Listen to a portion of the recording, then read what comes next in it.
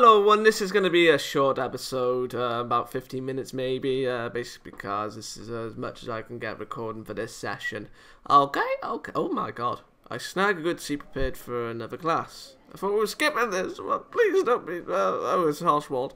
I sometimes can't believe they still let Professor Tezuka teach you. I guess that's the power of tenure. I wonder what he's going to get into today. Alright, you little money sacks, sit down, let's get this started. Everyone quiets down, settling in their seats. The professor turns on a projector and starts displaying slides. Oh yeah, must thank you, we were able to, totally dominate Isabella. But still, we had a nice view. The way she cupped those breasts. I'm sorry. The slides seem to be displaying a countryside, a few buildings dotted. As he progresses through the slides, we see a bunch of people standing in front of a building and posing. Professor, are we just looking at your vacation slides? What's your point? I'm trying to get to a point. If certain noisy know-nothings would stop interrupting me. He's badass. I sit back in my seat, not believing we're actually looking at a professor's vacation slides. Ah, here we are. This is the slide that matters. On the projector is a picture of some kind of small green statue. The fabled Jade monkey of Tezuka Town, a small village in western Nigeria. I sought this fabled statue for 6 years before beginning my career here. Unfortunately, just as it was in my grasp, I lost it to a rival hunter. I'm like, what's the point of this, Professor? Oh yes, what's the point indeed? The point, my dear, is that I have never given up my search and now I have located the final piece. I know that one of you has it. What? Professor points at Roxanne and myself. The rest of the class gasps in surprise. What? Whatever do you mean, dear Professor? Yeah, what are you talking about? Oh, don't play dumb with me. Give up the Jade monkey and I won't have to spring the trap I planted on both of your chairs. What? What? The Professor pulls out a small switch attached to a radio transmitter. I look into my chair and see the dynamite he planted there. What? What? We have a Jade monkey? Is anyone lost here? I'm totally lost.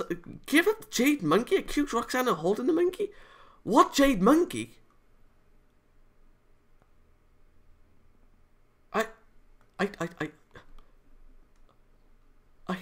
I'm at a loss for words. Accuse Roxanne of holding the monkey. I stand up, pointing my finger squarely at Roxanne. Sorry, Red, but I know you got it. Just cough it up already so we can go home. Roxanne frowns and reaches into her backpack. When her hand comes back up, it's holding a small jade statue. What? There it is, my pupil. Get the statue and you shall want for nothing. What? I nod at the professor, glaring at Roxanne. For her part, she just smiles, cocking her hand and waving me on. What? I jump up, kicking off my desk so I can fly across the room to where Roxanne is. She blocks my initial punch with a swift motion of her arm. What is going on here? Wait. That was Crane meets a traveller. It cannot be. You are from the Death Hand School? What? Of course I am. Did you truly think you had destroyed all our class?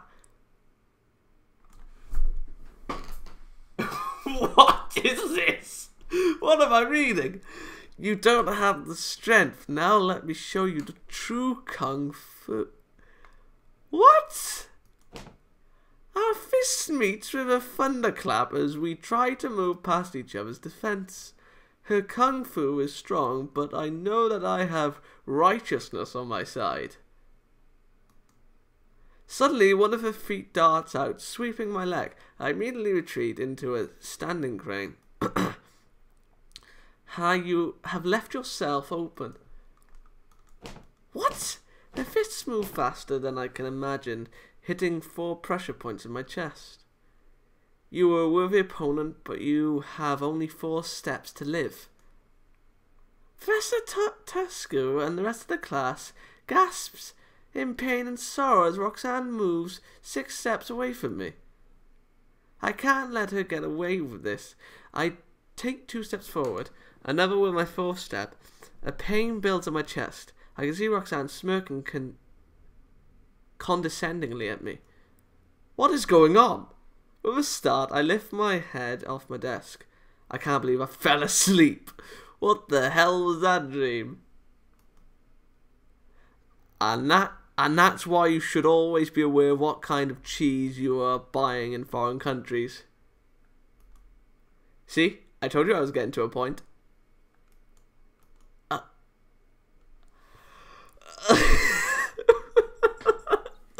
I'm at a loss for words. A total loss for words. I can't begin to describe what I'm thinking right now. Yes, a normal event. Time's running short to get my plans in motion. I need to get a great poster out to let people know what I'm doing. I think it's time I talk to Rakesh.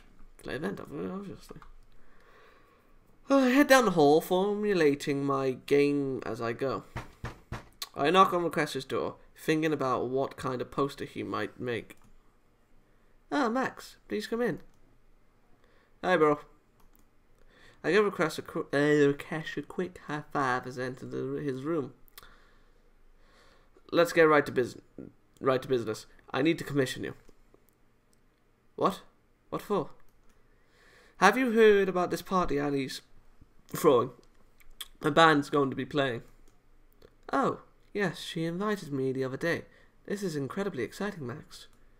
Yes, let us design a poster for your outing. Speak to me, Max. Speak to me of music. Rakesh spins with a flourish and walks over toward his easel, placing a new sheet of paper on it.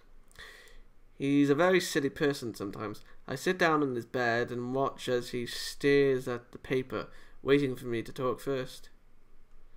Well, you know the band Black Alley Flash. We want something flashy. Something that says, "We're here to blow your socks off and your pants." Yes. I can produce this thing for you. I shall craft such a poster that women's undergarments shall implode from the glory. Rakesh starts sketching on his paper, making wild marks across everywhere. I can't really tell what's on it. A few minutes later, he turns to look at me. He gestures towards a big white space toward the top of the poster. What do you think? I can put your portrait up here, or I can put something more imaginative.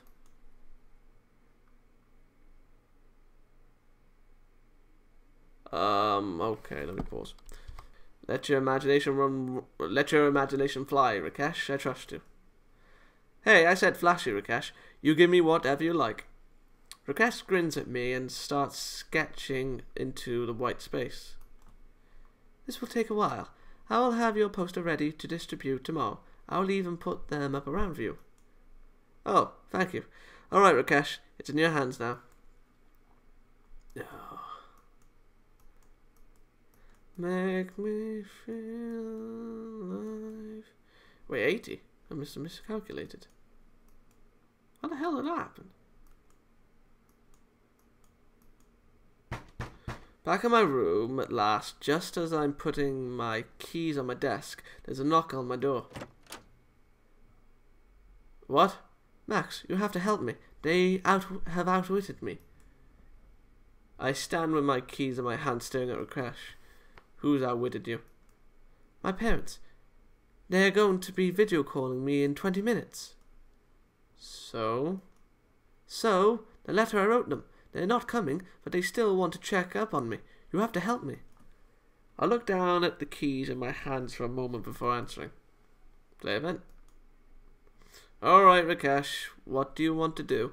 I mean, it's just a phone call. It's not like they can hurt you through the phone, even if it's a video conference. I don't know. I have to convince them that I'm okay here and there's no need to worry about, and, that I'm still on the medical track. I thought we agreed you were going to tell them the truth about what you were doing. I, may have chickened out a little on that. I sort of told them the truth. I told them that I was studying art and really enjoy it. I just told them that I was still studying medicine. I sigh and shake my head at him. That just complicates things. I know, but it would be terrible to them to tell them the whole truth. Ugh, fine. What do you want to do? I'm quite glad you asked. Wait, Annie's? 15 minutes later, Rakesh is standing in front of his laptop with a webcam attached. We're sitting in Annie's room, which is probably the cleanest looking of all the rooms here. I'm not sure how he convinced Annie to leave, but it's just the two of us in here. Rakesh has strewn various charts and graphs around the room, and I'm lying in bed with a cold compress on my head. Not to mention a rather hastily put together paint job that's supposed to make me look like a sick person, but mostly makes me look like a Martian. Why are they blushing? You really think this is going to work? It must, Max. I think we can pull this off together. Just a few moments later, his video conferencing software bleeps at him. Oh God. And Rakesh, hurriedly trucks me into the bed. Okay, here we go. Remember, I am the competent medical student and you are my patient. Oh God. I'm on in a sickly fashion. Rakesh gives me a thumbs up. A video screen pops up on his computer and I can just barely make out the blurry image of Rakesh's parents. I quickly lay my head back down, though, so I look more like I'm resting. Rakesh says something in Urdu that I assume is a greeting. Then his parents say something back. Are you sure? I do not mind. I have not had much chance to speak my native tongue lately. His parents say something back and Rakesh just nods, continuing in English. Well, this is my office where I keep my computer. As you can see, I have a patient here right now, so I cannot talk too loudly. ... Oh yes, it is very normal for one such as I who is moving so well along the path to earning my doctorate. I must prove my skills after all. I try not to roll my eyes. He's really overselling it. Oh no, my patient is very comfortable, I'm sure. After all, I do my best to attend to their needs whenever they arise. What? Crap, that was my cue. I cough loudly, moaning in a sickly fashion and trying to roll around. Just a moment. I'll be right back. Oh, the pain and also the misery. So much of that as well. I am in both pain and misery. Also a little hungry, but that seems irrelevant compared to the pain and also misery. Rakesh glares at me for a moment while he pretends to check my charts. I try not to laugh. I feel a little bad about the hammy acting. Finally, Rakesh puts one of those blood pressure jellies on my arm and a stethoscope on my chest. I don't think that's how those things are used, but I cough a few times to make it seem good. Oh my goodness, your pressure is 190/24 and your fever is 55 degrees Celsius. We must boost your fluid stat. I am so sorry, father, mother, but I will have to call you back another time. My patient here may be collapsing. I gurgle a little and fall back limp. I really hope this helps, though a part of me really hopes it doesn't. These kinds of theoretics can't last forever. ... What? What do you mean, what am I doing? I'm tending to a patient, as we in medical training do. Dot dot dot. Of course this is real. What else could it be? Well, I guess these kinds of theoretics don't last very long at all. Rakesh is floundering. I open my eyes and see him sweating bullets, looking at the screen. I guess the jig is up. Motherfucker. Oh god. Are you gonna tell the truth?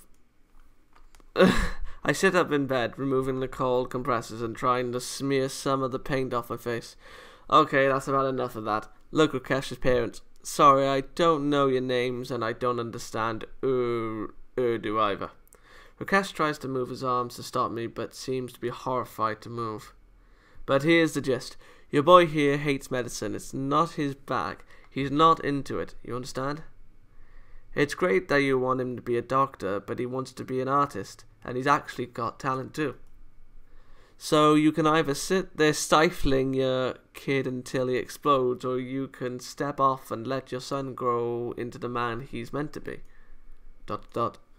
Yes, it is true. I am sorry to both of you, but my heart is not in medicine. It is not who I am meant to be. ... No, this is not one of my childish whims. I know this is in my heart. I know what I am in my heart, and a doctor is not it. Damn it, Jay. For the next few minutes, there is little else but yelling coming from the other side of the internet connection. Rakesh stands next to me with the pained look every child gets when they're yelled at by their parents. I feel for him, but I know it had to be done. Yes, I understand, Father. Perhaps we both require more time to cool down. I'll speak with you another time. His parents say something else, and then Rakesh responds, this time in Urdu. Then the line cuts and Rakesh slumps down on the bed. That was harrowing. I do not know if that was the right choice, Max, but it is made. Perhaps for the best. We shall see. I think you'll find it will lift a burden from you, Rakesh. You'll see. And with that, I will see you all next time. Good day.